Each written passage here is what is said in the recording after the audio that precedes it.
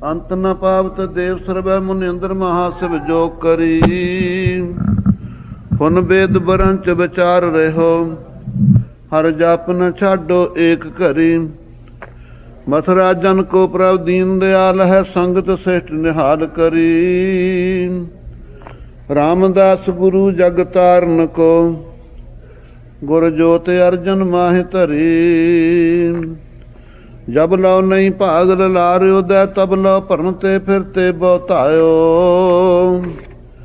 ਕਲ ਘੋਰ ਸਮੁੰਦਰ ਮੈਂ ਬੂੜਤ ਥੇ, ਕਬਹੂ ਮਿਟ ਹੈ ਨਹੀਂ ਰੇ ਪਛਤਾਇਓ।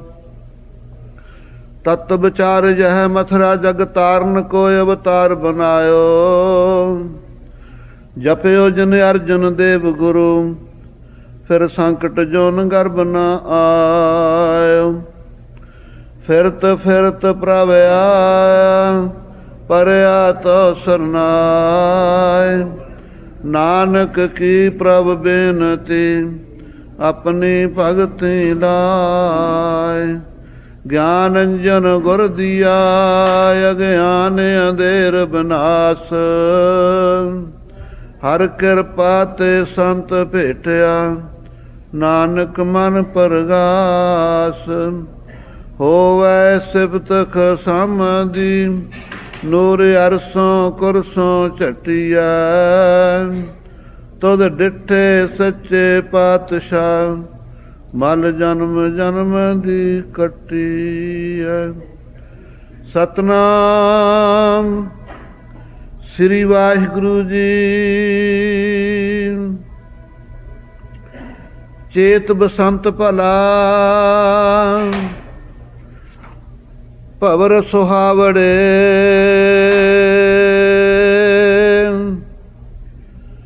ਬਨ ਫੂਲੇ ਮੰਝਬਾਰ, ਮੈਂ ਪਿਰ ਘਰ ਬਾਹੁੜਾ। ਚੇਤ ਬਸੰਤ ਭਲਾ, ਭਵਰ ਸੁਹਾਵੜੇ। ਬਨ ਫੂਲੇ ਮੰਝਬਾਰ, ਮੈਂ ਪਿਰ ਘਰ ਬਾਹੁੜਾ। ਪਿਰ ਘਰ ਨਹੀਂ ਆਵੈ, ਧਨ ਕਿਉ ਸੁਖ ਪਾਵੈ। ਬਿਰਹਿ ਬਰੋਧ ਤਨ ਛੀਜੈ, ਕੋਕਲ ਅੰਬ ਸੁਹਾਵੀ ਬੋਲੈ। ਕਿਉ ਦੁਖ ਅੰਕ ਸਹੀਜੈ, ਭਵਰ ਭਵੰਤਾ ਫੂਲੀ ਡਾਲੀ। ਕਿਉ ਜੀਵਾ ਮਰ ਮਾਏ, ਨਾਨਕ ਚੇਤ ਸਹਿਜ ਸੁਖ ਪਾਵੈ। ਜੇ ਹਰ ਵਾਰ ਘਰ ਧਨ ਪਾਏ, ਭਵਰ ਭਵੰਤਾ ਫੂਲੀ ਡਾਲੀ। ਕਿਉ ਜੀਵਾ ਮਰ ਮਾਏ, ਨਾਨਕ ਚੇਤ ਸਹਿਜ ਸੁਖ ਪਾਵੈ। ਜੇ ਹਰ ਵਾਰ ਘਰ ਧਨ ਪਾਏ। ਵਾਹਿਗੁਰੂ ਜੀ ਕਾ ਖਾਲਸਾ, ਵਾਹਿਗੁਰੂ ਜੀ ਕੀ ਫਤਿਹ। ਪਰਮ ਸਤਿਕਾਰਯੋਗ ਸਤਿਗੁਰੂ ਸਾਹਿਬ ਦੀ ਸਾਜੀ ਨਵਾਜੀ ਗੁਰੂ ਖਾਲਸਾ ਸਾਧ ਸੰਗਤ ਜੀ। ਅਕਾਲ ਪੁਰਖ ਅੰਤਰਜਾਮੀ ਪਤਿਤ ਪਾਵਨ, ਕਿਰਪਾ ਨਿਧਾਨ, ਦੀਨਾ ਬੰਧੂ ਭਗਤ ਵਤਸਲ ਸਤਿਗੁਰੂ ਨਾਨਕ ਦੇਵ ਸਾਹਿਬ ਜੀ ਪਾਰ ਕਿਰਪਾ ਦਾ ਸਦਕਾ ਗੁਰੂ ਕੇ ਦਰਬਾਰ ਵਿੱਚ ਸੁਸ਼ੋਭਿਤ ਹੋ ਕਰਕੇ ਅੰਮ੍ਰਿਤਮਈ ਰਹਿ ਰਾਸ ਦੀ ਬਾਣੀ ਦਾ ਪਾਠ ਸੁਣਿਆ ਪੜ੍ਹਿਆ ਹੈ। ਉਸ ਤੋਂ ਉਪਰੰਤ ਨਿਤ ਕਰਮ ਅਨੁਸਾਰ ਕਥਾ ਆਪਾਂ ਆਰੰਭ ਕਰ ਰਹੇ ਹਾਂ।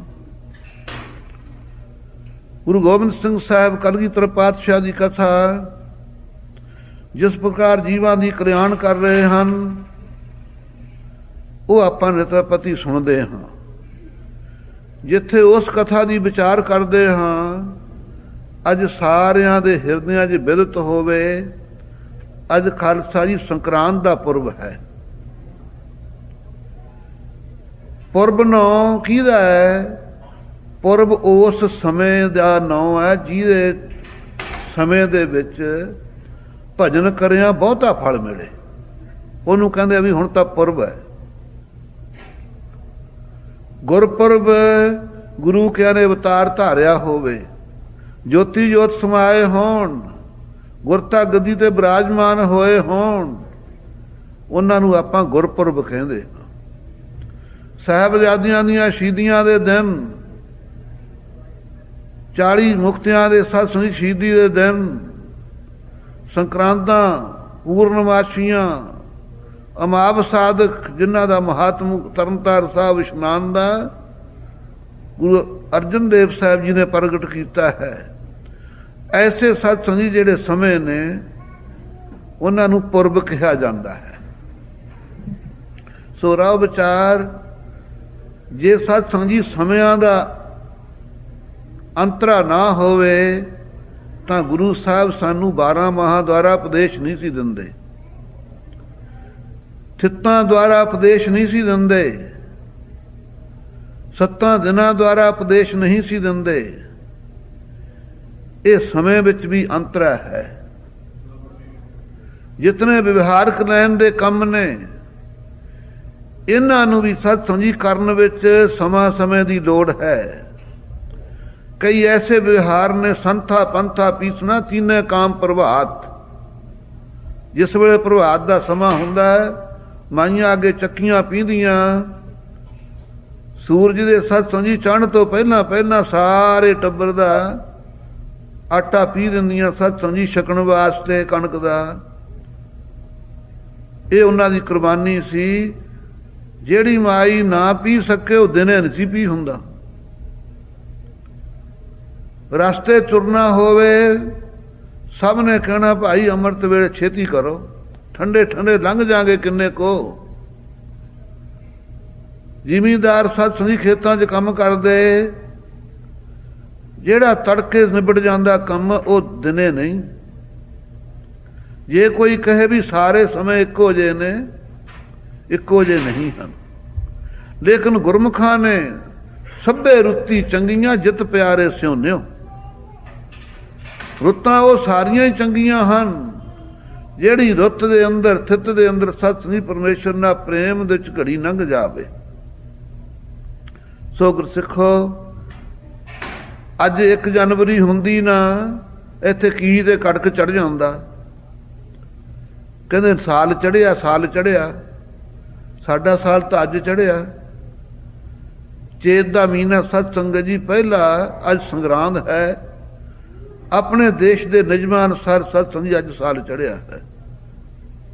ਜਿਸ ਕਾ ਰਾਜ ਤਿਸੇ ਕਾ ਸੁਪਨਾ। ਅੰਗਰੇਜ਼ਾਂ ਨੇ ਸਤ ਸੰਗਤ ਜੀ ਰਾਜ ਕੀਤਾ, ਕਹਿੰਦੇ ਸੀ ਸਾਡੇ ਰਾਜ ਵਿੱਚ ਸੂਰਜ ਨਹੀਂ ਛਿਪਦਾ ਹੈ। ਉਹ ਪ੍ਰਭਾਵ ਥੱਲੇ ਆ ਕੇ ਖਾਲਸਾ ਵੀ ਸਾਰੇ ਆਪਾਂ ਲੋਕ ਸਤ ਸੰਗਤ ਜੀ ਉਹ ਦਿਨ ਮਨਾਉਂਦੇ ਆ ਕਿ ਸਾਲ ਜਨਵਰੀ ਪਹਿਲੀ ਨੂੰ ਚੜ੍ਹਦਾ। ਲੇਕਿਨ ਗੁਰਮਤਿ ਦੇ ਦਾਇਰੇ 'ਚ ਆ ਜਾਈਏ, ਆਪਾਂ ਆਪਣੀ ਜਨਮ ਭੂਮੀ ਦਾ ਬਦਲ ਦੇਖੀਏ। ਸਾਡੇ ਵਿਰਸੇ ਸਤ ਸੰਗਤ ਜੀ ਕੀ ਹੈ? ਅੱਜ ਚੇਤ ਦੀ ਸੰਗਰਾਂਦ ਹੈ, ਅੱਜ ਚੇਤਰ ਮਹੀਨਾ ਸੰਗਰਾਂਦੀ ਚੜ੍ਹਿਆ ਹੈ। ਸੋ ਬਿਕਰਮਾ ਜੀ ਦਾ ਸਭ ਸਹੀ ਸਾਲ ਸੰਮਤ ਬਿਕਰਮੀ ਚਲਿਆ ਆ ਰਿਹਾ। ਜਿਸ ਬਿਕਰਮੀ ਸੰਮਤ ਦੇ ਅਨੁਸਾਰ ਸਾਰੇ ਗੁਰਪੁਰਬ ਵਗੈਰਾ ਮਨਾਏ ਜਾਂਦੇ। ਅੱਜ ਨਵੇਂ ਚਤਰ ਲੋਕਾਂ ਨੇ ਈਸਵੀ ਸਨ ਨੂੰ ਛਾਤੀ ਤੇ ਪਾ ਕੇ ਆਪਦੀ ਦੇ ਉੱਤੇ ਗੁਰਪੁਰਬਾਂ ਦੀਆਂ ਤਰੀਕਾਂ ਬਦਲ ਕੇ ਰੱਖ ਦਿੱਤੀਆਂ। ਸਾਰੇ ਲੋਕ ਵਿਚਾਰੇ ਸਤ ਸੰਗਤ ਜੀ ਭਰਮ 'ਚ ਭ੍ਰਾਂਤੀ 'ਚ ਪਏ ਹੋਏ ਨੇ। ਕਹਿੰਦੇ ਕੀ ਕਰੀਏ? ਕਿਸੇ ਨੂੰ ਸਿੱਧੇ ਰਸਤੇ ਪਾਉਣਾ ਬੜਾ ਪੁੰਨ ਹੈ, ਕਿਸੇ ਨੂੰ ਭ੍ਰਾਂਤੀ 'ਚ ਪਾ ਦੇਣਾ ਬੜਾ ਮਹਾ ਪਾਪ ਹੈ। ਸਦੀਆਂ ਤੋਂ ਬਜ਼ੁਰਗ ਮਨਾਉਂਦੇ ਆ ਰਹੇ ਪੁੰਨਿਆਂ ਦਾ ਜੇ ਨਾ ਚੰਦ ਚੜ੍ਹਿਆ ਤਾਂ ਕਿਹੜਾ ਕਹੂਗਾ ਗੁਰੂ ਨਾਨਕ ਦੇਵ ਜੀ ਨੇ ਅਵਤਾਰ ਧਾਰਿਆ ਹੈ। ਇਹਨਾਂ ਨੇ ਤਾਂ ਮੰਨ ਲਿਆ ਵੀ ਸਾਡੀ ਤਰੀਕ ਪੱਕੀ ਹੈ। ਸੋ ਰਹੋ ਵਿਚਾਰ, ਆਪਾਂ ਇਸ ਪਕਸ਼ ਵੱਲ ਨੂੰ ਜਾਣਾ ਜਾਈਏ। ਆਪਾਂ ਭਾਈ ਕਥਾ ਦਾ ਰਸ ਮਾਣੀਏ। ਇਹ ਘੜੀ ਆਦੀ ਹੂੰ ਤੇ ਆਦ, ਭਗਤਨ ਸੇਤੀ ਗੋਸ਼ਟੇ ਜੋ ਕੀਨੇ ਸੋ ਲਾਭ। ਇਹ 12 ਮਾਹਾਂ ਦੀ ਬਾਣੀ ਸਤ ਸ੍ਰੀ ਤੁਖਾਰੀ ਰਾਗ ਦੇ ਅੰਦਰ ਗੁਰੂ ਨਾਨਕ ਦੇਵ ਜੀ ਦੀ ਪ੍ਰਦਾਨ ਕੀਤੀ ਹੋਈ ਹੈ। ਮਾਝ ਰਾਗ ਦੇ ਅੰਦਰ ਗੁਰੂ ਅਰਜਨ ਦੇਵ ਸਾਹਿਬ ਜੀ ਨੇ ਸਤਸੰਗ ਜੀ 12 ਮਹਾਂ ਦੁਆਰਾ ਉਪਦੇਸ਼ ਦਿੱਤਾ ਹੈ। ਸੋ ਸਤ ਸੰਗਤ ਜੀ, ਚੇਤ ਦੇ ਮਹੀਨੇ ਬਸੰਤ ਰੁੱਤ ਸ਼ੁਰੂ ਹੋ ਜਾਂਦੀ ਹੈ। 6 ਰੁੱਤਾਂ ਹਨ। ਸਭ ਤੋਂ ਪਹਿਲੀ ਬਸੰਤ ਰੁੱਤ ਚੇਤ ਤੇ ਵਿਸਾਖ ਦੀ ਹੈ। ਫਿਰ ਗ੍ਰੀਖਮ ਰੁੱਤ ਹੈ, ਫਿਰ ਪਾਵਸ ਰੁੱਤ ਹੈ। ਜੇਠ ਤੇ ਹਾੜ ਗ੍ਰੀਖਮ ਰੁੱਤ ਗਰਮੀ ਦੀ ਹੈ। ਸੌਣ ਭਾਦੋਂ ਸਤ ਸੰਗਤ ਜੀ ਇਸੇ ਤਰ੍ਹਾਂ ਪਾਵਸ ਵਰਖਾ ਦੀ ਰੁੱਤ ਹੈ। ਅੱਸੂ ਕੱਤਾ ਸਰਦ ਰੁੱਤ ਹੈ। ਮੱਘਰ ਪੋਹ ਸਿਸੀਅਰ ਰੁੱਤ ਹੈ। ਮਾਘ ਫੱਗਣ ਹਿਮਕਰ ਰੁੱਤ ਹੈ। ਇਹ 6 ਰੁੱਤਾਂ ਦੁਆਰਾ ਵੀ ਮਹਾਰਾਜ ਜੀ ਨੇ ਉਪਦੇਸ਼ ਦੀ ਬਖਸ਼ਿਸ਼ ਕੀਤੀ ਹੈ। ਇਹ ਬਸੰਤ ਰੁੱਤ ਜਿੱਥੇ ਚੜ੍ਹੀ ਹੈ ਉੱਥੇ ਸਤਸੰਗ ਜੀ ਬਸੰਤ ਦਾ ਸਮਾਂ ਦੇਖ ਕਰਕੇ ਇਸ ਸਮੇਂ ਦੇ ਅੰਦਰ ਚੇਤ ਦਾ ਮਹੀਨਾ ਵੀ ਸਤਸੰਗ ਜੀ ਚੜ੍ਹਿਆ ਹੈ।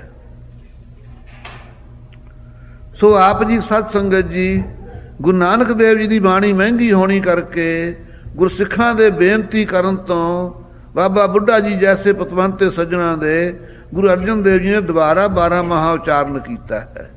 ਲੇਕਿਨ ਦੋਨੋਂ ਬਾਣੀਆਂ ਦਾ ਸਿਧਾਂਤ ਇੱਕੋ ਹੀ ਹੈ, ਅੰਤਰਾ ਨਹੀਂ। ਲੇਕਿਨ ਸਿਧਾਂਤ ਸਤ ਸੰਗਤ ਜੀ ਸੁਖੈਨ ਵੀ ਹੈ ਔਰ ਡੂੰਘੇ ਤੋਂ ਡੂੰਘਾ ਵੀ ਹੈ। ਸੋ ਆਪ ਜੀ ਸਤ ਸੰਗਤ ਜੀ ਚੇਤ ਗੋਬਿੰਦ ਅਰਾਧੀਏ ਹੋਵੇ ਆਨੰਦ ਘਣਾ, ਕਹਿੰਦੇ ਵੀ ਚੇਤ ਦੇ ਮਹੀਨੇ ਗੋਬਿੰਦ ਦਾ ਆਰਾਧਨ ਕਰੀਏ। ਕੀ ਫਲ ਮਿਲੇਗਾ? ਕਹਿੰਦੇ ਘਣਾ ਆਨੰਦ। ਘਣੇ ਆਨੰਦ ਤੋਂ ਬਿਨਾਂ ਹੋਛਾ ਆਨੰਦ ਵੀ ਕੋਈ ਹੈ? ਆਨੰਦ ਤਾਂ ਹੈ ਹੀ, ਲੇਕਿਨ ਜੇ ਇੱਕ ਘਣਾ ਆਨੰਦ ਹੈ ਤਾਂ ਇੱਕ ਦੂਜਾ ਫਿਰ ਹੋਛਾ ਆਨੰਦ ਹੋਵੇਗਾ। ਵਿਸ਼ਾ ਆਨੰਦ ਸੰਸਾਰ ਹੈ, ਭਜਨ ਆਨੰਦ ਹਰਦਾਸ। ਬ੍ਰਹਮ ਗਿਆਨੀ ਜੀਵਨ ਮੁਕਤ ਭਈ ਬਾਸ਼ਨਾ ਨਾਸ। ਸੰਸਾਰ ਦਾ ਜਿੰਨਾ ਆਨੰਦ ਹੈ ਵਿਸ਼ਾ ਆਨੰਦ ਹੈ। ਵਿਸ਼ੇ ਆਨੰਦ ਉਸ ਨੂੰ ਕਹਿੰਦੇ ਨੇ ਅੱਖਾਂ ਨਾਲ ਦੇਖ ਕੇ ਆ ਸਿਨੇਮੇ ਵਗੈਰਾ ਟੈਲੀਵਿਜ਼ਨ ਆਨੰਦ ਮਾਣਨਾ, ਇਹਨੂੰ ਵਿਸ਼ੇ ਅੱਖਾਂ ਦਾ ਵਿਸ਼ੇ ਦਾ ਆਨੰਦ ਹੈ। ਕੰਨਾਂ ਨਾਲ ਸਤ ਸੰਗਤ ਜੀ ਸੁਣਨ ਦਾ ਆਨੰਦ, ਗਾਣੇ ਆਦਿਕਾਂ ਦਾ, ਇਹ ਵੀ ਵਿਸ਼ੇ ਆਨੰਦ ਹੈ। ਰਸਨਾ ਦੇ ਨਾਲ ਪਦਾਰਥਾਂ ਦਾ ਸਤ ਸੰਗਤ ਜੀ ਸਵਾਦ ਚੱਖਣਾ ਵਿਸ਼ੇ ਆਨੰਦ ਹੈ। ਸੇਜ ਸੋਹਣੀ ਚੰਦਨ ਚੋਆ ਨਰਕ ਘੋਰ ਕਾ ਦੁਆਰਾ। ਸੋਹਣੀਆਂ ਸੋਹਣੀਆਂ ਸੇਜਾਂ ਮਖਮਲੀ ਬਣਾ ਕੇ ਸਪਰਿੰਗਾਂ ਵਾਲੀਆਂ ਉੱਤੇ ਚੰਦਨ ਛਿੜਕ ਛਿੜਕ ਕੇ ਪੈਣਾ, ਗੁਰ ਸਿਧਾਂਤ ਕਹਿੰਦਾ ਕਿ ਨਰਕ ਘੋਰ ਕਾ ਦੁਆਰਾ। ਗੁਰੂ ਨਾਨਕ ਦੇਵ ਜੀ ਇਹਨਾਂ ਸੇਜਾਂ ਤੇ ਪੈਂਦੇ ਸੀ। ਰੇਤ ਅੱਖ ਆਹਾਰ ਕਾ ਰੋੜਾਂ ਦੀ ਗੁਰ ਕਰੀ ਵਿਛਾਈ, ਭਾਈ ਗੁਰਦਾਸ ਦੀ ਗਵਾਹੀ ਹੈ। ਆਪ ਜੀ ਰੋੜਾਂ ਦੀ ਵਿਛਾਈ ਤੇ ਪੈਂਦੇ ਕਿ ਨੀਂਦ ਨਾ ਆ ਜਾਵੇ। ਮਾਨਸ ਦੇ ਹੀ ਦੁਰਲਭ ਹੈ, ਭਜਨ ਕਰੀਏ। ਤਨ ਚੇਤਨ ਚੇਤਨ ਹਿਤ ਦਿਓ, ਨਾ ਭੋਗਨ ਹਿਤ ਗੋਬਿੰਦ ਦਿਓ। ਵਾਹਿਗੁਰੂ ਨੇ ਚਿੰਤਨ ਕਰਨ ਵਾਸਤੇ ਸਰੀਰ ਦਿੱਤਾ ਹੈ, ਪਦਾਰਥਾਂ ਦੇ ਭੋਗਣ ਵਾਸਤੇ ਨਹੀਂ ਦਿੱਤਾ ਹੈ। ਇਸੇ ਤਰ੍ਹਾਂ ਸਤ ਸੰਗਤ ਜੀ ਇਹ ਵਿਸ਼ੇ ਆਨੰਦ ਹੈ। ਵਿਸ਼ੇ ਆਨੰਦ ਦੇ ਅੰਦਰ ਇੱਕ ਬੜੀ ਸਤ ਸੰਗਤ ਜੀ ਘਾਟ ਹੈ। ਵਿਸ਼ੇ ਆਨੰਦ ਨੂੰ ਮੰਨਣ ਵਾਲਾ ਆਦਮੀ ਅਪਵਿੱਤਰ ਹੋ ਜਾਂਦਾ, ਕਹਿੰਦਾ ਵੀ ਨਹਾਈਏ ਹੁਣ। ਖਾ ਲਿਆ ਤਾਂ ਕਰੋ ਦਾਤਣ, ਸੌਂ ਲੈ ਤਾਂ ਲਿਆਓ, ਅੱਖਾਂ ਤੇ ਗਿੱਡ ਆ ਗਈ, ਧੋਵੋ ਅੱਖਾਂ। ਵਿਸ਼ੇ ਆਨੰਦ ਨੂੰ ਭੋਗਣਾ ਆਦਮੀ ਅਪਵਿੱਤਰ ਹੋ ਜਾਵੇਗਾ, ਇਸ਼ਨਾਨ ਦੀ ਲੋੜ ਰੱਖਦਾ ਹੈ। ਲੇਕਿਨ ਭਜਨ ਆਨੰਦ ਨੂੰ ਸਤ ਸੰਗਤ ਜੀ ਮੰਨਣ ਵਾਲਾ ਆਦਮੀ ਆਪ ਤਾਂ ਅਪਵਿੱਤਰ ਕੀ ਹੋਣਾ, ਜਿਹੜਾ ਉਹਦੀ ਧੂੜੀ ਲੈ ਲੂ ਉਹ ਵੀ ਪਵਿੱਤਰ ਹੋ ਜਾਊ। ਵਿਸ਼ੇ ਆਨੰਦ ਸੰਸਾਰ ਹੈ, ਭਜਨ ਆਨੰਦ ਹਰਦਾਸ। ਹਰੀ ਦਾ ਦਾਸ ਹੈ ਜਿਹੜਾ, ਉਹ ਭਜਨ ਆਨੰਦ ਮਾਣਦਾ ਹੈ। ਸੰਗਤ ਦੇ ਵਿੱਚ ਕਥਾ ਕੀਰਤਨ ਦੇ ਪ੍ਰਵਾਹ ਚੱਲਦੇ, ਭਜਨ ਹੋ ਰਿਹਾ ਹੈ।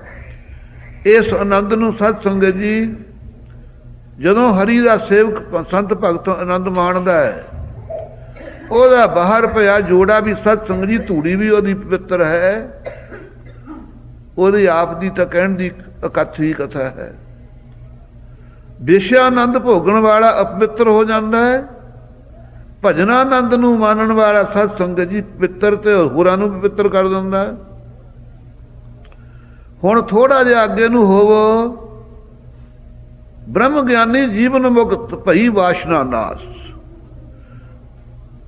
ਭਜਨਾਨੰਦ ਨੂੰ ਮਾਣਦਾ ਉਹਦੀ ਸਟੇਜ ਕਿਹੜੀ ਆਵੇਗੀ? ਉਹ ਜੀਵਨ ਮੁਕਤੀ ਨੂੰ ਪ੍ਰਾਪਤ ਹੋਵੇਗਾ। ਜੀਵਨ ਮੁਕਤ ਦੀ ਕੀ ਨਿਸ਼ਾਨੀ? ਉਹਦੀਆਂ ਵਾਸ਼ਨਾ ਸਾਰੀਆਂ ਅਭਾਵ ਹੋ ਜਾਣਗੀਆਂ। ਜਿਤਨੀਆਂ ਸੰਸਾਰ ਦੇ ਪਦਾਰਥਾਂ ਦੀਆਂ ਇੱਛਾ ਵਾਸ਼ਨਾ ਹਨ, ਉਹਨਾਂ ਦਾ ਤਿਰੋਧਾਨ ਹੋ ਜਾਵੇਗਾ। ਜਦੋਂ ਵਾਸ਼ਨਾ ਖਤਮ ਹੋ ਗਈਆਂ, ਉਸੇ ਵੇਲੇ ਸਤ ਸੰਗ ਜੀ ਮਨ ਨੇ ਟਿਕ ਜਾਣਾ ਹੈ। ਜਿਸ ਵੇਲੇ ਮਨ ਟਿਕ ਗਿਆ ਸ਼ਬਦ ਦੇ ਆਸਰੇ, ਫਿਰ ਉਹ ਘਣਾ ਆਨੰਦ ਮਾਣਦਾ ਹੈ। ਜੋ ਘਣਾ ਆਨੰਦ ਹੈ ਉਹ ਕਿਸੇ ਪਦਾਰਥ ਦੇ ਅਧੀਨ ਨਹੀਂ, ਕਿਸੇ ਇੰਦਰੇ ਦੇ ਅਧੀਨ ਨਹੀਂ। ਉਹ ਸਵੰ ਆਨੰਦ ਘਨ ਆਪਣਾ ਆਤਮ ਸਰੂਪ ਹੀ ਹੈ। ਚਿਤ ਗੋਬਿੰਦ ਅਰਾਧੀਏ ਹੋਵੇ ਆਨੰਦ ਘਣਾ, ਇਹ ਬਚਨ ਆਏ ਨੇ। हे ਜਿਗਿਆਸੂ ਜਨੋ, ਚੇਤੇ ਕਰੋ ਪਰਮੇਸ਼ਰ ਨੂੰ, ਆਰਾਧਨ ਕਰੋ। ਕੀ ਫਲ ਪ੍ਰਾਪਤ ਹੋਵੇਗਾ? ਘਣਾ ਆਨੰਦ ਪ੍ਰਾਪਤ ਹੋਵੇ। ਕਹਿੰਦੇ ਜੀ ਰਾਧੀਏ ਕਿੱਥੇ? ਸੰਤ ਜਨਾਂ ਮਿਲ ਪਾਈ ਹੈ। ਜਿੱਥੇ ਮਹਾਤਮਾ ਦੀ ਸੰਗਤ ਹੈ, ਸੰਗਤ ਜੁੜਦੀ ਹੈ, ਉੱਥੋਂ ਪ੍ਰਾਪਤ ਹੁੰਦਾ ਹੈ। ਇਹ ਸਿਧਾਂਤ ਗੁਰੂ ਅਰਜਨ ਦੇਵ ਜੀ ਨੇ 12 ਮਾਹਾਂ ਦੇ ਅੰਦਰ ਉਪਦੇਸ਼ ਦਿੰਦਿਆਂ ਸਤ ਸੰਗਤ ਜੀ ਫਰਮਾਇਆ।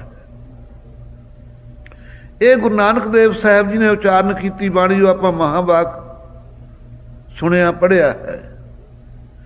ਆਪ ਜੀ ਕੀ ਕਹਿੰਦੇ ਹਨ? ਚੇਤ ਬਸੰਤ ਭਲਾ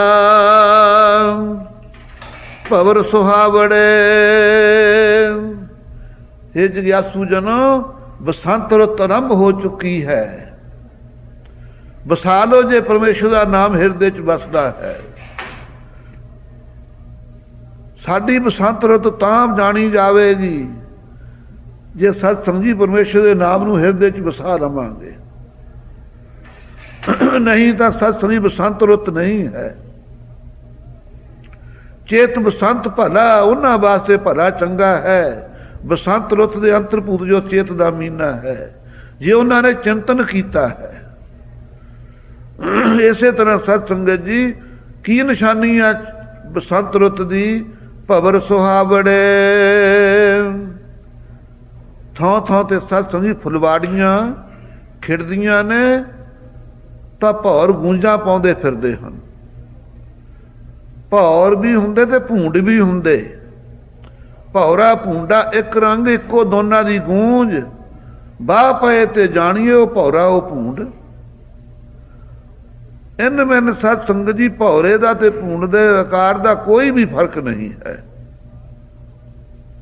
ਕੋਈ ਪਛਾਣ ਨਹੀਂ ਸਕਦਾ ਕਿ ਇਹਨੂੰ ਭੌਰਾ ਹੈ ਕਿ ਇਹ ਭੂੰਡ ਹੈ।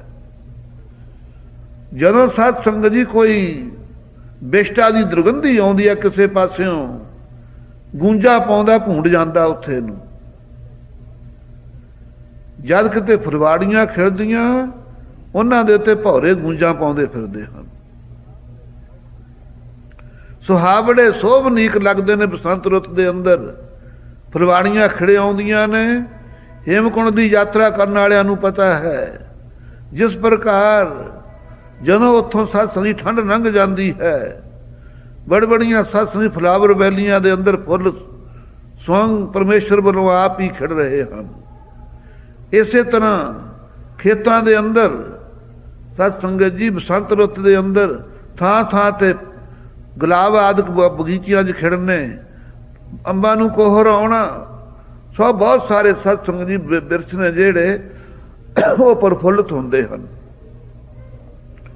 ਇੱਧਰ ਸਤ ਸੰਗਤ ਜੀ ਬਨ ਫੂਲੇ ਮੰਜਬਾਰ,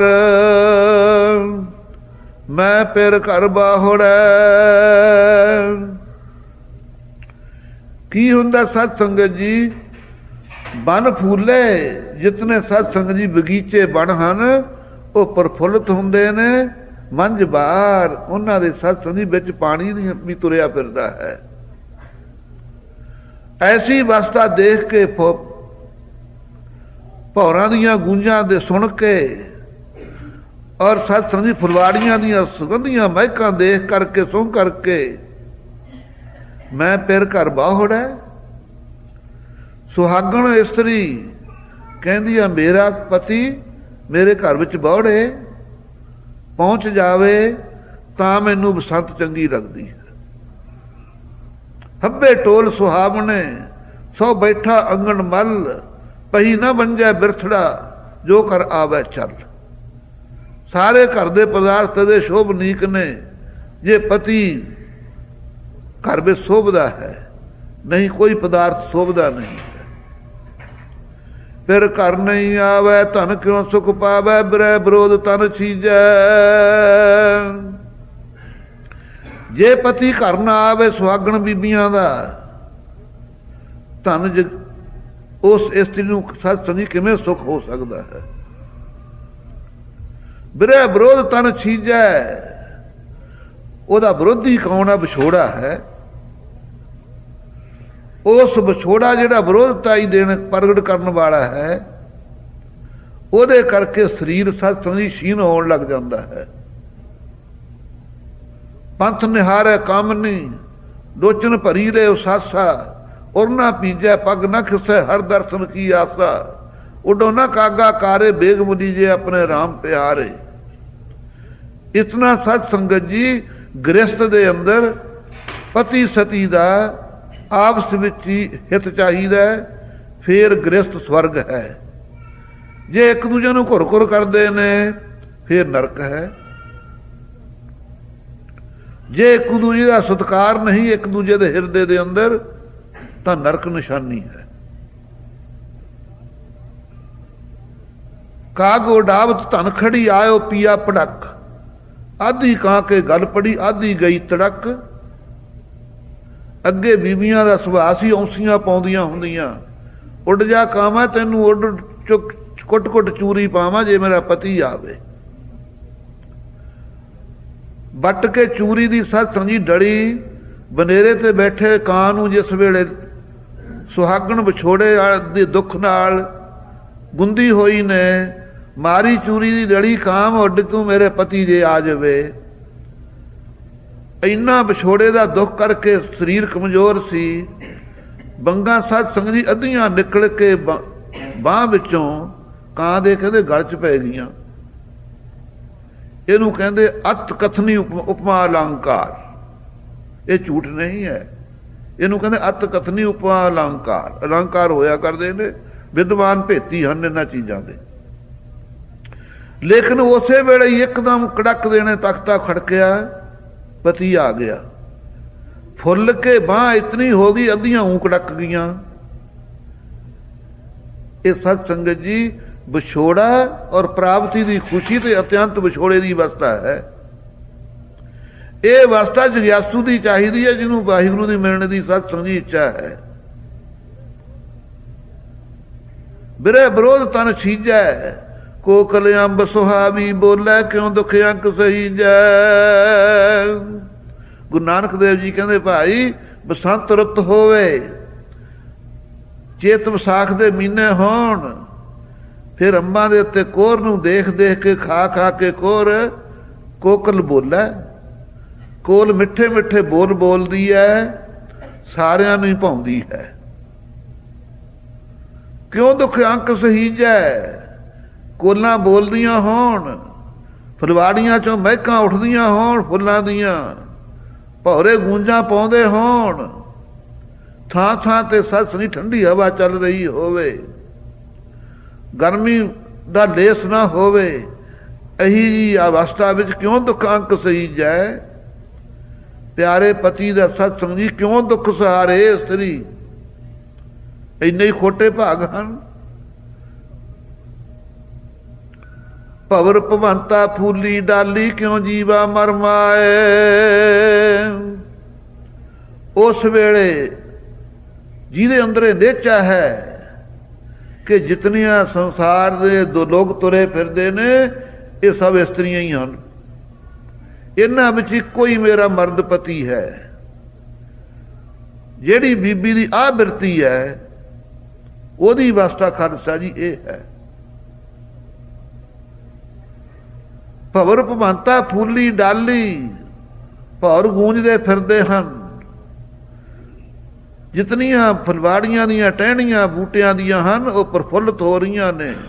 ਕਿਉਂ ਜੀਵਾਂ ਮਰ ਮਾਏ, ਹੇ ਮੇਰੀ ਅੰਮਾ ਵੱਡੀ ਮਾਤਾ, ਕਿਉਂ ਜੀਵਾਂ? ਮੇਰਾ ਜੀਵਨ ਕਿਵੇਂ ਹੋ ਸਕਦਾ ਹੈ ਪਤੀ ਤੋਂ ਵਿਛੜ ਕੇ? ਮੇਰਾ ਮਰਨਾ ਹੋ ਰਿਹਾ ਹੈ। ਨਾਨਕ ਚੇਤ ਸਹਿ ਸੁਖ ਪਾਵੈ, ਜੇ ਹਰ ਵਾਰ ਘਰ ਤਨ ਪਾਏ। ਗੁਰੂ ਨਾਨਕ ਦੇਵ ਸਾਹਿਬ ਜੀ ਉਪਦੇਸ਼ ਦਿੰਦੇ ਹੋਏ ਜਗਿਆਸੂਆਂ ਨੂੰ ਦੱਸ ਰਹੇ ਹਨ, ਚੇਤ ਸਹਿ ਸੁਖ ਪਾਵੈ। ਚੇਤ ਦੇ ਮਹੀਨੇ ਉਹ ਸ਼ਾਂਤੀ ਤੇ ਸੁਖ ਪਾਉਂਦੀ ਹੈ ਜੇ ਹਰ ਵਾਰ ਘਰ ਧਨ ਪਾਏ। ਜੇ ਧਨ ਉਹ ਇਸਤਰੀ ਆਪਣੇ ਵਰ ਪਤੀ ਨੂੰ ਪਰਮੇਸ਼ਰ ਕਰਕੇ ਸਤ ਸੰਗਤ ਜੀ ਪ੍ਰਾਪਤ ਕਰਦੀ ਹੈ। ਜੇ ਉਸ ਨੂੰ ਉਦਾਂ ਹੀ ਸਮਝਦੀ ਹੈ ਬਈ ਇਹ ਜਿਹੇ ਬਥੇਰੇ ਖਰੀਦੇ, ਬਥੇਰੇ ਤੁਰੇ ਫਿਰਦੇ ਨੌਕਰ ਸਾਡੇ ਮੇਰੇ ਪੇਕੇ ਘਰ ਵਿੱਚ, ਫਿੱਕੇ ਬਚਨ ਬੋਲਦੀ, ਸਤ ਸੰਗਤ ਜੀ ਉਹ ਫਿਰ ਸੁਹਾਗ ਭਾਗ ਦਾ ਆਨੰਦ ਨਹੀਂ ਮਾਣ ਸਕਦੀ। ਉਹ ਇਸਤਰੀਆਂ ਧਨ ਹਨ ਜਿਨ੍ਹਾਂ ਨੇ ਪਤੀ ਨੂੰ ਪਰਮੇਸ਼ਰ ਕਰਕੇ ਮੰਨਿਆ ਹੈ। ਉਹਨਾਂ ਦਾ ਜਸ ਗੁਰਮਤਿ ਦੇ ਗ੍ਰੰਥਾਂ ਅੰਦਰ ਵੀ ਬੇਅੰਤ ਹੈ ਔਰ ਪਹਿਲੇ ਸ਼ਾਸਤਰਾਂ ਵਿੱਚ ਵੀ ਬੇਅੰਤ ਹੈ ਔਰ ਉਹਨਾਂ ਦਾ ਜੀਵਨ ਵੀ ਸਫਲਾ ਹੈ। ਇਹ ਹੈ ਸਤ ਸੰਗਤ ਜੀ ਬਾਹਰ ਦਾ ਅਰਥ। ਹੁਣ ਆਓ ਆਪਣੇ ਵੱਲ ਨੂੰ। ਚੇਤ ਬਸੰਤ ਭਲਾ ਭਵਰ ਸੁਹਾਵੜੇ। ਚੇਤੇ ਕਰੀਏ ਭਾਈ ਵਾਹਿਗੁਰੂ ਨੂੰ। ਚੇਤ ਦਾ ਮਹੀਨਾ ਤਾਂ ਸਫਲਾ ਹੈ। ਬਸੰਤ ਰੁੱਤ ਚੜੀ ਤਾਂ ਸਫਲੀ ਹੈ। ਵਸਾ ਲਈਏ ਆ ਕੇ, ਚੇਤੇ ਵੀ ਕਰੀਏ ਪਰਮੇਸ਼ਰ ਦੇ ਨਾਮ ਨੂੰ ਤੇ ਨਾਲ ਦੀ ਨਾਲ ਹਿਰਦੇ 'ਚ ਵਸਾਈਏ ਵੀ, ਫੇਰ ਭਲਾ ਹੈ ਸਤ ਸੰਗਤ ਚੇਤ ਦਾ ਮਹੀਨਾ। ਭਵਰ ਸੁਹਾਵੜੇ। ਭੌਰ ਸਤ ਸੰਗਤ ਗੂੰਜਦੇ ਨੇ ਫੁਲਵਾੜੀਆਂ ਤੇ ਭੌਰਿਆਂ ਦੀ ਨਿਆਈ। ਜਗਿਆਸੂ ਨੇ ਸਤ ਸੰਗਤ ਜੀ ਇਹ ਗੁਰੂ ਕਾ ਜਿਹੜਾ ਸ਼ਬਦ ਹੈ, ਇਸ ਜਿਤਨੇ ਸ਼ਬਦ ਨੇ ਇਹ ਫੁਲਵਾੜੀ ਫੁੱਲ ਖਿੜੇ ਹੋਏ ਨੇ। ਇਹਨਾਂ ਸ਼ਬਦਾਂ ਦੇ ਵਿੱਚੋਂ ਕਿਤੇ ਵਿਰਾਗਮਈ ਸੁਗੰਧੀ ਹੈ, ਕਿਤੇ ਪ੍ਰੇਮ ਦੀ ਸੁਗੰਧੀ ਹੈ, ਕਿਤੇ ਵਿਛੋੜੇ ਦੀ ਸੁਗੰਧੀ ਹੈ, ਕਿਤੇ ਗਿਆਨ ਦਾ ਸਤ ਸੰਗ ਉਜਲ ਪ੍ਰਕਾਸ਼ ਹੋ ਰਿਹਾ ਹੈ ਸ਼ਬਦ ਵਿੱਚੋਂ। ਜਿਤਨੇ ਸ਼ਬਦ ਨੇ ਸਤ ਸੰਗੀ ਭਗਤੀ ਦੀ ਸੁਗੰਧੀ ਦੇ ਰਹੇ ਹਨ। ਜਿਵੇਂ ਬਗੀਚੇ ਦੇ ਉੱਤੇ ਭੌਰੇ ਗੂੰਜਦੇ ਫਿਰਦੇ, ਇਉਂ ਭਾਈ ਗੁਰੂ ਕੇ ਸਿੱਖ ਅੰਮ੍ਰਿਤ ਧਾਰੀ ਪ੍ਰੇਮੀ ਸਾਰੇ ਗੁਰੂ ਗ੍ਰੰਥ ਸਾਹਿਬ ਦੀ ਇਰਦ ਗਿਰਦ ਗੂੰਜਾਂ ਪਾਉਂਦੇ ਫਿਰਦੇ ਨੇ ਕਿ ਭਗਤੀ ਦੀ ਸੁਗੰਧੀ ਉੱਤੇ ਜਿਨ੍ਹਾਂ ਨੇ ਸਤ ਸੰਗੀ ਮੈਲ ਹੋਣਾ ਕੀਤਾ, ਜਿਨ੍ਹਾਂ ਨੂੰ ਵਿਸ਼ੇ ਆਨੰਦ ਦਾ ਕੋਈ ਸਤ ਸੰਗੀ ਮਨ ਵਿੱਚ ਰੁਚੀ ਨਹੀਂ ਹੈ। ਭਵਰ ਸੁਹਾਵੜੇ। ਕਿਉਂ? ਜਨਮਾਂ ਜਨਮਾਂ ਦੇ ਪਾਪਾਂ ਦੇ ਨਾਲ ਸਤ ਸੰਗਤ ਜੀ ਮਨ ਕਾਲੇ ਹੋਏ ਨੇ ਭੌਰਿਆਂ ਵਰਗੇ। ਉਹ ਗੂੰਜਾਂ ਪਾਉਂਦੇ ਨੇ ਕਿਵੇਂ ਨਾ ਕਿਵੇਂ ਸਾਡੀ ਕਾਲਸ ਚੱਕੀ ਜਾਵੇ। ਬਨ ਫੂਲੇ ਮੰਜਬਾਰ ਮੈਂ ਫਿਰ ਕਰਵਾ ਹੋੜੈ। ਇਹ ਬਗੀਚਾ ਸਤ ਸੰਗਤ ਜੀ ਗੁਰੂ ਗ੍ਰੰਥ ਸਾਹਿਬ ਇੱਕ ਬਗੀਚਾ ਪੇੜ ਘਨ ਕਰਿਆ। ਇੱਕ ਬਗੀਚਾ ਹੈ, ਇਹਦੇ 'ਚ ਬੜੇ ਘਣੇ ਪੇੜ ਹਨ। ਸਤ ਸੰਗਤ ਜੀ ਬਿਰਛ ਕਦੇ ਹਿੱਲਦਾ ਦੇਖਿਆ? ਜਿਹੜਾ ਬਿਰਛ ਜੜ੍ਹਾਂ ਤੋਂ ਹਿੱਲ ਜੇ ਉਹ ਸੁੱਕ ਜਾਂਦਾ, ਨਾ ਉਹਨੂੰ ਫਲ ਨਾ ਫੁੱਲ ਨਾ ਪੱਤੇ। ਐਨ ਆਪਣੀ ਜੜ ਲਾ ਕੇ ਇਕੱਠਾ ਖੜਾ ਰਹਿੰਦਾ। ਇਸੇ ਕਰਕੇ ਉਸ ਨੂੰ ਪੱਤੇ ਨਾਲੇ ਫੁੱਲ ਨਾਲੇ ਫਲ। ਜੇ ਕਿਤੇ ਹਵਾ ਉਸ ਨੂੰ ਬਹੁਤਾ ਹਿਲਾਵੇ ਉਹਦੇ ਪੱਤੇ ਵੀ ਝੜ ਜਾਂਦੇ, ਅੱਧ ਪਚੱਧ ਫੁੱਲਾਂ ਦਾ ਵੀ ਨੁਕਸਾਨ ਹੁੰਦਾ ਤੇ ਫਲ ਵੀ ਝੜ ਜਾਂਦੇ। ਇਸੇ ਤਰ੍ਹਾਂ ਗੁਰਸਿੱਖੋ ਜਿੰਨਾ ਚਿਰ ਬਿਰਛ ਵਾਂਗੂ ਮਨ ਨਹੀਂ ਨਾ ਅਚਲ ਹੋਵੇਗਾ ਉਹਨਾਂ ਚਿਰ ਧਰਮ ਫਲ ਫੁੱਲ ਗਿਆਨ। ਧਰਮ ਦੇ ਫੁੱਲ ਪਤ ਰੂਪੀ ਪੱਤੇ, ਸ਼ਰਧਾ ਦੀ ਸ਼ਾਂਤੀ ਦੀ ਛਾਂ, ਗਿਆਨ ਦੇ ਫੁੱਲ ਤੇ ਮੁਕਤੀ ਦਾ ਫਲ। ਇਹ ਨਹੀਂ ਕਦੇ ਵੀ ਲੱਗੇਗਾ ਸੱਸ ਨਹੀਂ ਮਨ ਬਿਰਸ਼ ਨੂੰ। ਕਿਸੇ ਬਿਰਸ਼ ਨੂੰ ਰੋਜ਼ ਹਿਲਾਈ ਚੱਲੋ ਨੇ ਸੁੱਕ ਜਾਣਾ। ਕਿੱਥੇ ਭਾਲਦੇ ਹੋ ਉਹਦੇ ਫਲ ਫੁੱਲ ਵਗੈਰਾ। ਮਨ ਨੂੰ ਰੋਜ਼ ਹਿਲਾਈ ਚੱਲੀਏ ਪਦਾਰਥਾਂ ਦੇ ਵਿੱਚ ਦੇ ਕੇ, ਕਿੱਥੇ ਭਾਲਦੇ ਹਾਂ ਖਾਲਸਾ ਜੀ ਭਗਤੀ, ਕਿੱਥੇ ਧਰਮ ਭਾਲਦੇ ਹਾਂ। ਮਨ ਅਚਲ ਹੋਵੇਗਾ ਫੇਰ ਵੀ ਸਤ ਸੰਗਤ ਜੀ ਇਹ ਉਪਦੇਸ਼ ਨੂੰ ਲੈ ਕੇ ਇਹਨੂੰ ਧਰਮ ਹੀ ਬਣੇਗਾ, ਧਰਮ ਦੇ ਫੁੱਲ ਲੱਗਣਗੇ। ਜਿਹੜਾ ਆਦਮੀ ਧਰਮੀ ਹੋ ਗਿਆ ਸਮਝੋ ਫੁੱਲਾਂ ਨਾਲ ਖਿੜਿਆ ਆਇਆ ਹੈ। ਜਿਹਨੇ ਸਤ ਸੰਗਤ ਜੀ ਕੁਰੈਤ ਨਹੀਂ ਕੀਤੀ, ਆਪਣੀ ਇੱਜ਼ਤ ਦੇ ਸਹਿਤ ਹੈ, ਉਹ ਸਮਝੋ ਪੱਤ ਰੂਪੀ ਪੱਤੇ ਉਹਦੇ ਸੰਘਣੇ ਉੱਗੇ ਹੋਏ ਹਨ। ਉੱਥੇ ਫਿਰ ਸਤ ਸੰਗਤ ਜੀ ਗਿਆਨ ਦਾ ਫਲ ਵੀ ਲੱਗੇਗਾ। ਬ੍ਰਹਮਾਨੰਦ ਰੂਪੀ ਉਹਦੇ ਵਿੱਚ ਰਸ ਵੀ ਭਰੇਗਾ। ਹੋਵੇ ਆਨੰਦ ਘਣਾ, ਉਹ ਘਣਾ ਆਨੰਦ ਸਤ ਸੰਗਤ ਜੀ ਉਹ ਰਸ ਮਾਣੇਗਾ। ਬਨ ਫੂਲੇ ਮੰਝਵਾਰ, ਇੱਥੇ ਸਤ ਸੰਗਤ ਜੀ ਸਤ ਸੰਗਤ ਦੇ ਬਗੀਚੇ ਦੇ ਅੰਦਰ ਪ੍ਰੇਮ ਪਾਣੀ ਭਰਿਆ ਹੋਇਆ ਹੈ। ਮੈਂ ਪੈਰ ਕਰ ਬਾਹੜਾ, ਕੋਈ ਹਿਰਦਾ ਹੈ ਜਿਹੜਾ ਨਹੀਂ ਚਾਹੁੰਦਾ ਵੀ ਗੁਰੂ ਨਾਨਕ ਦੇਵ ਦੇ ਦਰਸ਼ਨ ਹੋ ਜਾਣ, ਜਿਹੜਾ ਨਹੀਂ ਚਾਹੁੰਦਾ ਕਿ ਮੈਂ ਪਰਮੇਸ਼ਰ ਵਿੱਚ ਮਿਲ ਜਾਵਾਂ। ਜਿਵੇਂ ਇਸਤਰੀ ਚਾਹੁੰਦੀ ਹੈ ਕਿ ਅਹੀ ਜੀ ਰੁੱਤ ਹੋਵੇ, ਬਸੰਤ ਰੁੱਤ 'ਚ ਮੈਨੂੰ ਪਤੀ ਦਾ ਵਿਛੋੜਾ ਕਦੇ ਨਹੀਂ ਚਾਹੀਦਾ। ਗੁਰਸਿੱਖ ਵੀ ਚਾਹੁੰਦਾ ਹੈ ਕਿ ਮਾਨਸ ਦੇਹੀ ਹੋਵੇ। ਬਸੰਤ ਰੁੱਤ ਦੀ ਨਿਆਈ ਸੰਗਤ ਫਰਵਾੜੀ ਫਿੜੀ ਹੋਈ ਹੈ, ਇਹਦੇ 'ਚ ਬੈਠ ਕੇ ਵਾਹਿਗੁਰੂ ਵੱਲੋਂ ਵਿਛੋੜਾ ਹੋ ਜਾਵੇ ਸਾਨੂੰ ਕਦੇ। ਫਿਰ ਘਰ ਨਹੀਂ ਆਵੇ ਧਨ ਕਿਉਂ ਸੁਖ ਪਾਵੇ, ਬਿਰਹਿ ਵਿਰੋਧ ਤਨ ਛੀਜੈ। ਗੁਰੂ ਨਾਨਕ ਦੇਵ ਜੀ ਕਹਿੰਦੇ ਭਾਈ ਜਿਹੜਾ ਜਗਿਆਸੂ ਹੈ, ਜਿਹਨੇ ਪਤੀ ਨੂੰ ਪਰਮੇਸ਼ਰ ਕਰਕੇ ਮੰਨਿਆ ਹੈ, ਜੇ ਉਹਦੇ ਅੰਤਰਸ਼ਕਰਨ ਘਰ ਦੇ ਅੰਦਰ ਸਾਖਿਆਤ ਨਹੀਂ ਹੁੰਦਾ ਹੈ, ਕਿਉਂ ਸੁਖ ਪਾਵੇ। ਉਹ ਜਗਿਆਸੂ ਤੜਫਦਾ ਹੀ ਰਹੇਗਾ। ਉਹਨੂੰ ਰਾਤ ਨੂੰ ਨੀਂਦ ਨਹੀਂ ਆਵੇਗੀ। ਭਿੰਨੀ ਰੈਣੜੀਏ ਚਮਕਨ ਤਾਰੇ, ਜਾਗੇ ਸੰਤ ਜਨਾ ਮੇਰੇ ਰਾਮ ਪਿਆਰੇ। ਜਿਵੇਂ ਵਿਛੋੜੇ ਵਾਲੀ ਇਸਤਰੀ ਸੁਹਾਗਣ ਦੀ ਜਾਗਦਿਆਂ ਦੀ ਰਾਤ ਲੰਘ ਜਾਂਦੀ, ਉਹਨਾਂ ਗੁਰਸਿੱਖਾਂ ਸਤ ਸੰਗਤ ਜੀ ਨੀਂਦ ਨਾ ਆ ਗਈ ਉਹਨਾਂ ਦੇ ਨੇਤਰਾਂ ਦੇ ਅੰਦਰ। ਤਨ ਕਿਉਂ ਸੁਖ ਪਾਵੇ, ਬਿਰਹਿ ਵਿਰੋਧ ਤਨ ਛੀਜੈ। ਜਿਹੜੇ ਵਿਰੋਧੀ ਕੌਣ ਨੇ? ਕਾਮ ਕ੍ਰੋਧ ਆਦਿਕ। ਇਹਨਾਂ ਨੇ ਸਰੀਰ ਨੂੰ ਕ੍ਰਿਸ ਕਰ ਦਿੱਤਾ, ਕਮਜ਼ੋਰ ਕਰਕੇ ਰੱਖ ਦਿੱਤਾ ਹੈ, ਤਬਾਹ ਕਰ ਦਿੱਤੀ ਜ਼ਿੰਦਗੀ, ਰੋਗੀ ਬਣਾ ਕੇ ਰੱਖ ਦਿੱਤਾ ਸਤ ਸੰਗਤ ਜੀ। ਕੁਛ ਵਾਹਿਗੁਰੂ ਤੋਂ ਵਿਛੋੜੇ ਦਾ ਦੁੱਖ, ਦੂਸਰਾ ਵਿਰੋਧੀ ਜਿਹੜੇ ਕਾਮ ਕ੍ਰੋਧ ਨੇ ਇਹਨਾਂ ਨੇ ਦੁੱਖ ਦਿੱਤਾ। ਹੇ ਕਾਮੰ ਨਰਕ ਬਸਰਾਮੰ ਬਹੁ ਜੋਨੀ ਪ੍ਰਭਾਵਨਾ। ਸਰੀਰ ਉਹਨਾਂ ਜਗਿਆਸੂਆਂ ਦਾ ਸਤ ਸੰਗਤ ਜੀ ਗੋਗੜਾ ਨਹੀਂ ਹਨ ਉਹਨਾਂ ਦੇ। ਉਹਨਾਂ ਦੇ ਸਰੀਰ ਤਨ ਸੁੱਕਾ ਪਿੰਜਰ ਥੀਆ, ਤਲੀਆਂ ਖੂੰਡੇ ਕਾਗ, ਅਜੇ ਉਸ ਰੱਬ ਨਾ ਬੋੜਿਓ ਦੇਖ ਗੁੰਦੇ ਦੇ ਭਾਗ। ਯੋਧੜੀ ਕੀਤੀ ਤਾਂ ਫਰੀਦ ਸਾਹਿਬ ਨੇ ਕੀਤੀ। ਕਾਗਾ ਕਰਨ ਢੋਲਿਆ ਸਗਲਾ ਖਾਇਆ ਮਾਸ, ਇਹ ਦੋ ਨਾਨਾ ਮਤ ਸਿਓ ਫਿਰ ਦੇਖਣ ਕੀ ਆਸ। ਇਹ ਕਾਗੋ ਆ ਦੋ ਨੇਤਰ ਨਾ ਮੇਰੇ ਠੁੰਗਾ ਮਾਰ ਦਿਓ, ਹਲੇ ਵੀ ਮੈਨੂੰ ਆਸ ਹੈ। ਪਿੰਜਰਾ ਤਾਂ ਸਰੀਰ ਹੋ ਗਿਆ, ਮਾਸ ਦੂਜਾ ਖਾ ਲਓ ਕੋਈ ਗੱਲ ਨਹੀਂ, ਪਰ ਦੇਖਿਓ ਕਿਤੇ ਇਹ ਅੱਖਾਂ ਚਲੀਆਂ ਗਈਆਂ, ਮੈਂ ਪਿਆਰੇ ਦੇ ਦਰਸ਼ਨ ਕਿਵੇਂ ਕਰੂੰਗਾ ਜਦੋਂ ਆਇਆ ਦਰਸ਼ਨ ਦੇਣ। ਕਾਗਾ ਕਰਨ ਢੋਲਿਆ, ਕਾਮਾਂ ਨਾਲੋਂ ਘੱਟ ਨਹੀਂ ਹਨ ਕਾਮ ਕ੍ਰੋਧ ਆਦਿਕ। ਆ ਕਰੰਗ ਦੇ ਵਿੱਚ ਬੈਠੇ ਨੇ, ਆਪਣੇ ਸਰੀਰ ਕਰੰਗੀ ਨੇ। ਇਹਦੇ ਚੋਂ ਚੂੰਡ ਚੂੰਡ ਕੇ ਸਤ ਸੰਗੀ ਰੋਗਾਂ ਨੂੰ ਵਿੱਚ ਬਾੜ ਕੇ ਖਾ ਗਏ। ਸਗਲਾ ਖਾਇਆ ਮਾਸ, ਇਹ ਦੋ ਨੈਣਾ ਮਤ ਛੋਇਓ। ਦੋ ਨੇਤਰ ਨੇ ਖਾਲਸਾ ਜੀ ਬਰਾਗ ਤੇ ਵਿਵੇਕ ਦੇ। ਕਾਮ ਕ੍ਰੋਧ ਆਦਿਕਾਂ ਦਾ ਜਦੋਂ ਫੁਰਨਾ ਫੁਰਦਾ, ਨਾ ਬਰਾਗ ਰਹਿੰਦਾ ਨਾ ਵਿਚਾਰ ਰਹਿੰਦੀ, ਇਹ ਦੋਨੋਂ ਹੀ ਨਹੀਂ ਰਹਿੰਦੇ। ਅੰਨਾ ਕਰਕੇ ਰੱਖ ਦਿੰਦੇ ਨੇ ਸਤ ਸੰਗਤ ਜੀ। ਹੇ ਕਾਮ ਕ੍ਰੋਧ ਆਦਿ ਕਾਲੇ ਕਾਮੋ, ਦੇਖਿਓ ਕਿਤੇ ਮੇਰੇ ਬਰਾਗ ਤੇ ਵਿਵੇਕ ਦੇ ਨੇਤਰਾਂ ਦੀ ਠੁੰਗ ਨਾ ਮਾਰ ਦਿਓ। ਅੱਜ ਜੇ ਗੁਰੂ ਗ੍ਰੰਥ ਸਾਹਿਬ ਦੇ ਪ੍ਰਤੱਖ ਦਰਸ਼ਨ ਕਰ ਰਹੇ ਹਾਂ ਆਪਾਂ, ਤਾਂ ਮਨ ਵਿੱਚ ਬਰਾਗ ਹੈ ਔਰ ਪ੍ਰੇਮ ਹੈ।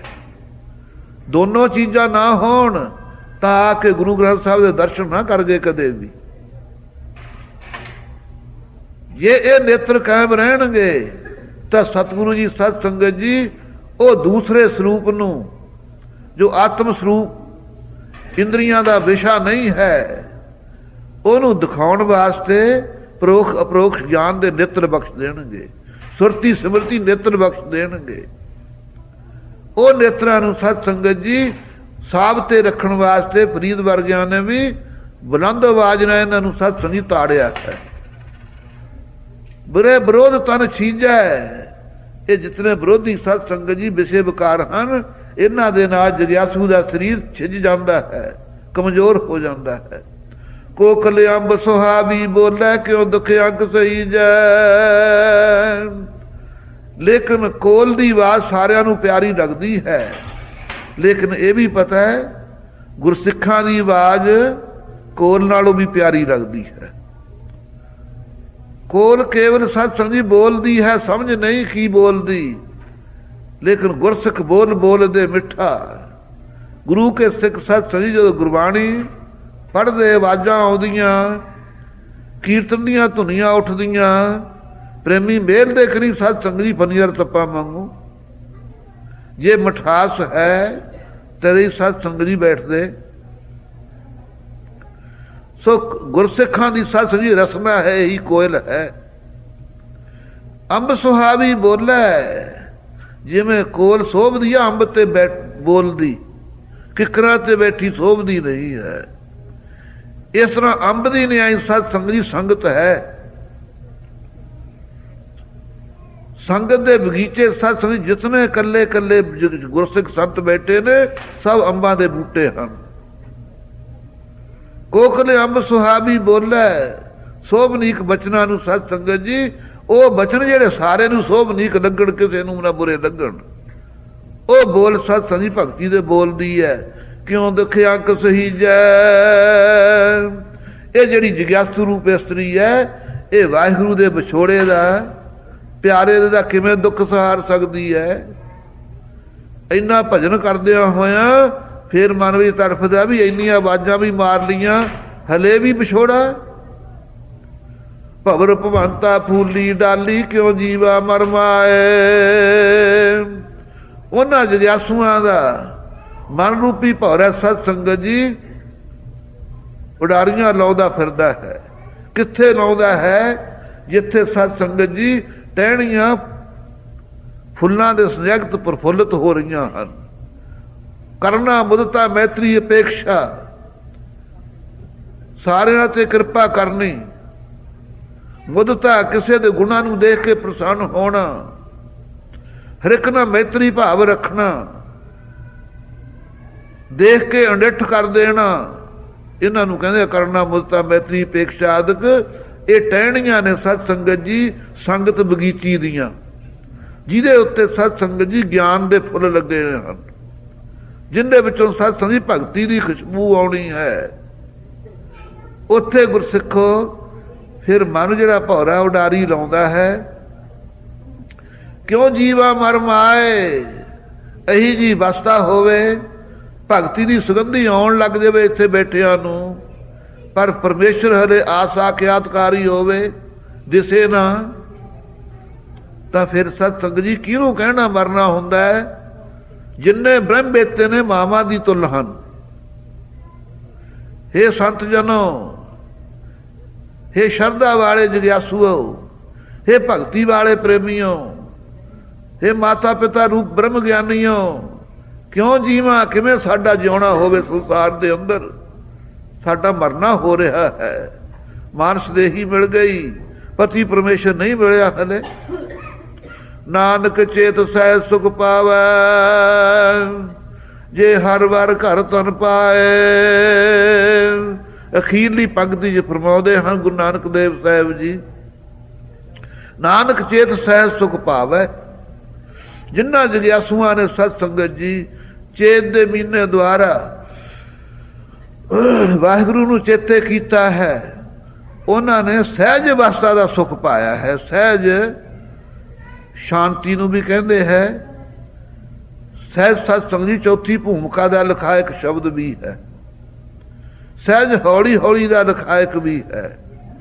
ਉਹ ਜਿਹੜੀ ਚੌਥੀ ਭੂਮਿਕਾ ਦਾ ਸੁੱਖ ਹੈ, ਉੱਥੇ ਘਣਾ ਆਨੰਦ ਕਹਿ ਦਿੱਤਾ, ਇੱਥੇ ਸਹਿਜ ਸੁੱਖ ਕਹਿ ਦਿੱਤਾ। ਅਰਥ ਇੱਕੋ ਹੀ ਹੈ ਕਿ ਜੋਤ ਜੋ ਉਹੀ ਹੋਈ, ਜੋਤ ਹੋਹਾ ਜੁਗਤ ਸਾਏ, ਸਾ ਕਾਇਆ ਫੇਰ ਪਲਟੀ ਹੈ। ਜੋਤ ਉਹੀ ਗੁਰੂ ਨਾਨਕ ਦੇਵ ਜੀ ਆਲੀ, ਜੁਗਤੀ ਉਪਦੇਸ਼ ਦੇਣ ਦੀ ਇੱਕੋ ਹੀ ਹੈ। ਕੀ ਬਦਲਿਆ? ਦੇਹ ਹੀ ਬਦਲੀ ਹੈ। ਸੋ ਹੀ ਗੁਰੂ ਨਾਨਕ ਦੇਵ ਜੀ ਸਤ ਸੰਗ ਦੀ ਪੰਜਵੀਂ ਜੋਤ ਗੁਰੂ ਅਰਜਨ ਦੇਵ ਸਾਹਿਬ ਜੀ ਉੱਥੇ ਕਹਿ ਰਹੇ ਨੇ, ਚੇਤ ਦੇ ਮਹੀਨੇ ਭਾਈ ਜਿਨ੍ਹਾਂ ਨੇ ਚੇਤੇ ਕੀਤਾ ਹੋਵੇ ਆਨੰਦ ਘਣਾ, ਚਿਤ ਗੋਬਿੰਦ ਅਰਾਧੀ ਹੈ। ਚੇਤ ਦੇ ਮਹੀਨੇ ਸੰਗਤ ਜਾ ਕਰਕੇ ਆਰਾਧਨ ਕਰੋ ਵਾਹਿਗੁਰੂ ਦਾ, ਤੁਹਾਨੂੰ ਘਣਾ ਆਨੰਦ ਪ੍ਰਾਪਤ ਹੋਵੇਗਾ। ਸੰਤ ਜਨਾਂ ਮਿਲ ਪਾਈਏ ਰਸਨਾ ਨਾਮ ਭਣਾ, ਮਹਾਤਮਾ ਦੀ ਸੰਗਤ ਮਿਲ ਕੇ ਪ੍ਰਾਪਤ ਹੋਵੇਗਾ। ਲੇਕਿਨ ਨਾਲ ਹੀ ਰਸਨਾ ਦੇ ਨਾਲ ਨਾਮ ਵੀ ਉਚਾਰਨਾ ਪਵੇਗਾ। ਔਰ ਰਸਨਾ ਜਦੋਂ ਰਸ ਲੈਣ ਲੱਗ ਜਾਏਗੀ ਨਾਮ ਦਾ, ਫਿਰ ਮਨ ਵੀ ਲੈਣ ਲੱਗ ਜਾਵੇਗਾ। ਸੋ ਆਪ ਜੀ ਕਹਿੰਦੇ ਨਾਨਕ ਚੇਤ ਸਹਿਜ ਸੁਖ ਭਾਵੈ। ਉਹ ਜਗਿਆਸੂ ਜਨ ਚੇਤ ਦੇ ਮਹੀਨੇ ਚਿੰਤਨ ਕਰਦੇ ਹੋਏ ਚੌਥੀ ਭੂਮਿਕਾ ਦਾ ਸਤਸੰਗੀ ਸੁਖ ਪਾਉਂਦੇ। ਜੇ ਹਰ ਵਾਰ ਘਰ ਧਨ ਪਾਏ, ਉਹ ਸੁਖ ਘਣਾ ਆਨੰਦ ਕਿਵੇਂ ਪ੍ਰਾਪਤ ਹਾਵੇ? ਜੇ ਹਰ ਵਾਰ ਜੋ ਹਰੀ ਹੈ ਸਤਸੰਗੀ ਉਹੀ ਵਰਪਤੀ ਹੈ। ਉਹ ਘਰ ਧਨ ਪਾਏ, ਉਹ ਧਨ ਇਸਤਰੀ ਜੇ ਹਿਰਦੇ ਵਿੱਚ ਹੀ ਪਾ ਲਵੇ। ਜਾਏ ਸ਼ਰਦ ਅੰਤਰ ਜੋਤੀਰ ਪੁਰਸ਼ਾ, ਤੂੰ ਹਿਰਦੇ ਗੁਪਤ ਬਸੈ ਦਿਨ ਰਾਤੀ, ਤੇਰਾ ਭਾਉ ਨਾ ਬੁਝੇ ਗੁਬਾਰੀ। ਵਾਹਿਗੁਰੂ ਸਤ ਸੰਗਤ ਜੀ ਸਾਰਿਆਂ ਦੇ ਹਿਰਦੇ ਵਿੱਚ ਹੈ, ਲੇਕਿਨ ਸਾਖਿਆਤਕਾਰ ਨਹੀਂ ਹੈ। ਬਸਦਾ ਹੋਵੇ ਕੋਲੇ, ਦਰਸ਼ਨ ਨਾ ਹੋਣ ਫਿਰ ਤਾਂ ਬਹੁਤਾ ਹੀ ਦੁੱਖ ਹੈ। ਪਰਦੇਸ ਹੋਵੇ ਫਿਰ ਧੀਰਜ ਆ ਜਾਂਦੀ ਹੈ ਵੀ ਹੁਣ ਵੀ ਆਇਆ, ਮਹੀਨੇ ਨੂੰ ਆਇਆ, 2 ਮਹੀਨੇ ਨੂੰ ਆਇਆ, ਫਿਰ ਦਰਸ਼ਨ ਹੋ ਜਾਣਗੇ। ਜੇ ਹੋਵੇ ਹਿਰਦਿਆਂ ਦੇ ਅੰਦਰ ਫਿਰ ਦਰਸ਼ਨ ਨਾ ਹੋਣ, ਫਿਰ ਤਾਂ ਸਤਸੰਗ ਦੀ ਬਹੁਤ ਅਸਚਰਜਤਾ ਹੀ ਹੈ, ਪਰੇਸ਼ਾਨੀ ਹੈ। ਸੋ ਜਿਹੜਾ ਸਤਸੰਗ ਸਾਰਿਆਂ ਘਟਾਂ ਦੇ ਵਿੱਚ ਪਰਮੇਸ਼ਰ ਸੋਭਨੀਕ ਹੋ ਰਿਹਾ ਹੈ। ਜਗਿਆਸੂ ਨੂੰ ਪਤਾ ਹੈ ਕਿ ਉਹੀ ਮੇਰਾ ਪਤੀ ਪਰਮੇਸ਼ਰ ਹੈ, ਉਹਦੇ ਆਸਰੇ ਹੀ ਮੇਰੀ ਦੇਹ ਹੈ।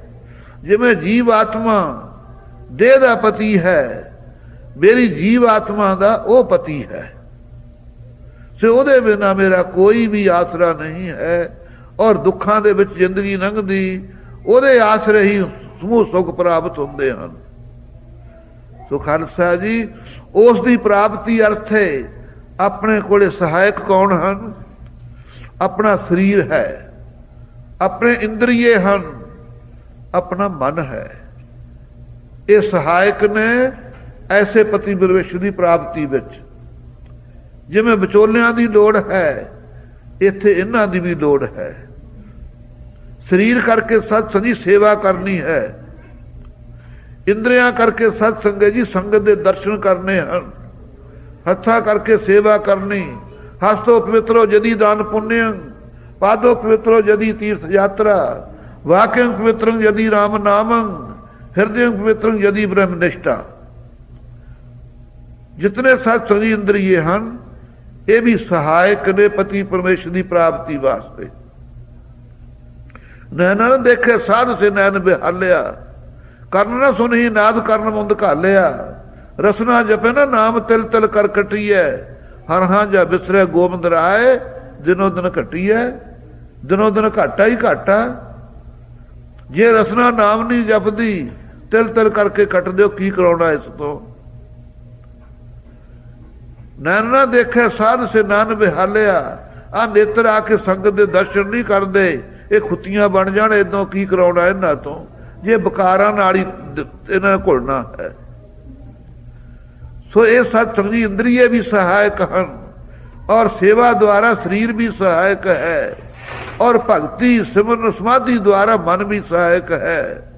फिर सत्संग जी पति परमेश्वर तन रहनी मन पुनर्कर हो पाचो तत्व बराती राम राय सो भावर लै हो आत्म ते रंगराती गाओ गाओ रिद रहनी मंगल चारा हमरे गए आए राजा राम पधारा। वो सत्संग जी राजा राम जो पति परमेश्वर है वो फिर साक्षात हो जाता है। इंद्रिये भी सत्संग जी तड़फदे ने आपां नूं सारियां नूं जिन्हां नूं कुछ भी नहीं आउंदा पहला सब तो आके इत्थे नाम सुनते हाँ। ये इंद्रिय भी आपस में ही इन्हां दा संवाद है शास्त्रां च। ਕੰਨ ਆਖਦੇ ਅੱਖਾਂ ਨੂੰ ਸੁਣੀ ਭੈਣ ਮਹਿਮਾ ਨਾਮ ਦੀ ਸੁਣੀ ਅਮੋਲ ਅੜੀਏ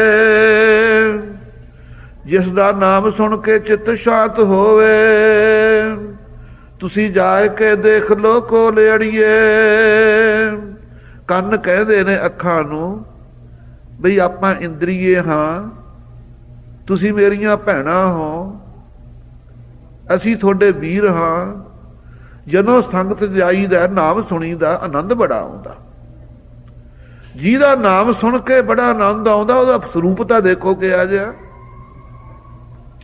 ਜਿਹਦਾ ਆਪਾਂ ਜਸ ਸੁਣ ਲਈਏ ਨਾ ਫਿਰ ਆਪਾਂ ਬੱਸਾਂ ਤੇ ਚੜ੍ਹ ਕੇ ਉਹਨੂੰ ਦੇਖਣ ਜਾਂਦੇ ਆ ਵੀ ਕਿਹਾ ਕਾ ਜਿਹਦਾ ਏਡਾ ਜਸ ਹੋ ਰਿਹਾ ਹੈ। ਅੱਖਾਂ ਸੋਚਿਆ ਬਸ ਅਮੋਲ ਅੰਦਰ ਸਾਡਾ ਟੋਲਣਾ ਸਮਝੇ ਅਟੋਲ ਅੜੀਏ। ਅੱਖਾਂ ਸੋਚਦੀਆਂ ਵੀ ਕੰਨ ਕਹਿੰਦੇ ਨੇ ਬਈ ਜਿਹਦਾ ਨਾਮ ਸੁਣ ਕੇ ਆਨੰਦ ਆਉਂਦਾ ਉਹਨੂੰ ਦੇਖੋ। ਉਹ ਤਾਂ ਅੰਦਰ ਬੈਠਾ ਅਸੀਂ ਬਾਹਰ ਨੂੰ ਦੇਖਦੀਆਂ। ਸਾਡਾ ਟੋਲਣਾ ਸਮਝ ਅਟੋਲ ਅੜੀਏ। ਸਾਡਾ ਟੋਲਣਾ ਤਾਂ ਨਾ ਟੋਲਿਆ ਵਰਗਾ ਹੀ ਹੈ। ਅੱਖਾਂ ਜੀਵ ਨੂੰ ਕਹਿੰਦੀਆਂ ਸੁਣੀ ਭੈਣ